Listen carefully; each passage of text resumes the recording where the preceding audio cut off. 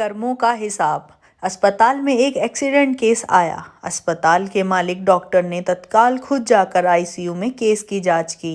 2-3 घंटे के ऑपरेशन के बाद डॉक्टर बाहर आया और अपने स्टाफ को कहा कि इस व्यक्ति को किसी प्रकार की कमी या तकलीफ न हो और उससे इलाज व दवा के पैसे न लेने के लिए भी कहा।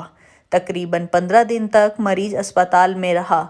जब बिल्कुल ठीक हो गया और उसको डिस्चार्ज करने का दिन आया तो उस मरीज का तकरीबन 2.5 लाख रुपए का बिल अस्पताल के मालिक और डॉक्टर की टेबल पर आया।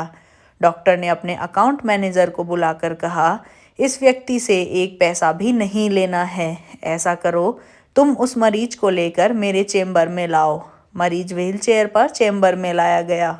डॉक्टर ने मरीज से पूछा, प्रवीण भाई, मुझे पहचानते हो? मरीज ने कहा, लगता तो है कि मैंने आपको कहीं देखा है।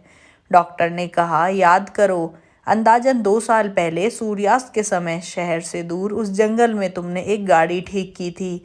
उस रोज मैं परिवार सहित पिकनिक मनाकर लौट रहा था कि अचानक कार में से धुआं निकलने लगा और गाड़ी बंद हो गई। कार एक तरफ खड़ी कर हम लोगों ने चालू करने की कोशिश की, परंतु कार चालू नहीं हुई। अंधेरा थोड़ा थोड़ा घिरने लगा था। चारों ओर जंगल और सुमसाम था। परिवार के हर सदस्य के चेहरे पर चिंता और भय की लकीरें दिखने लगी थी और सब भगवान से प्रार्थना कर रहे थे कि कोई मदद मिल जाए। थोड़ी ही देर में चमत्कार हुआ। बाइक के ऊपर तुम आते दिखाई पड़े। हम सब ने दया की नज़र से हाथ ऊंचा करके तुमको रुकने का इशारा किया। तुमने बाइक खड़ी करके हमारी परेशानी का कारण पूछा। तुमने कार का बोनट खोलकर चेक किया और कुछ ही क्षणों में कार चालू कर दी। हम सबके चेहरे पर खुशी की लहर दौड़ गई। हमको ऐसा लगा कि जैसे भगवान ने आपको हमारे पास भेजा है, क्योंकि उस सुनसान जंगल में रात गुजारने की ख्याल मात्र से ही हमारे रोंगटे खड़े हो रहे थे। तुमने मुझे बताया था कि तुम एक गैराज चलाते हो। मैंने तुम्हारा आभार जताते हुए कहा था कि रुपये पास होते हुए भी ऐसे मुश्किल समय में मदद नहीं मिलती। तुमने ऐसे कठिन समय में हमारी मदद की। इस मदद की कोई कीमत नहीं है, यह अमूल्य है। परंतु फिर भी मैं पूछना चाहता हूँ कि आपको कितने पैसे दूँ? उस समय तुमने मेरे आगे हाथ जोड़कर जो शब्द कहे थे वह मेरे जीवन की प्रेरणा बन गए। तुमने कहा था कि मेरा नियम और सिद्धांत है कि मैं मुश्किल में पड़े व्यक्ति की मदद के बदले कभी कुछ नहीं लेता। मेरी इस मजदूरी का हिसाब भगवान रखते हैं। उसी दिन मैंने सोचा कि जब एक सामान्य आय का व्यक्ति इस प्रकार के उच्च विचार रख सकता है और उनका संकल्प पूर्वक पालन कर सकता है, तो मैं क्यों नहीं कर सकता। और मैंने भी अपने जीवन में यही संकल्प ले लिया है। 2 साल हो गए हैं, मुझे कभी कोई कमी नहीं पड़ी।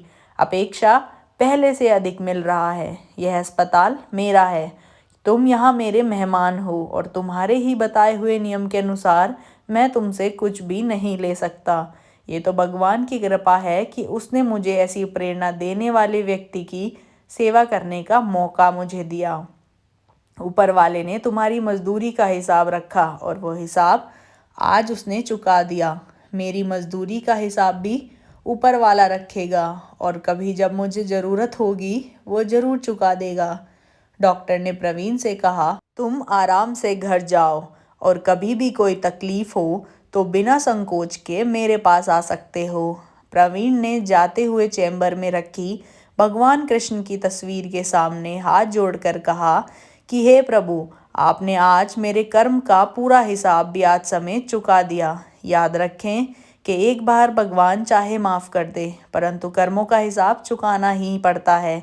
तो कैसी लगी आपको कहानी, कमेंट करके बताएं। आगे आने वाली वीडियोस के लिए अभी मेरे इस चैनल को सब्सक्राइब करें अगर आप मेरी आवाज़ में काफ़ी सारी कहानियाँ सुनना चाहते हैं, क्योंकि हमारे इस चैनल पर काफ़ी कहानियाँ हैं।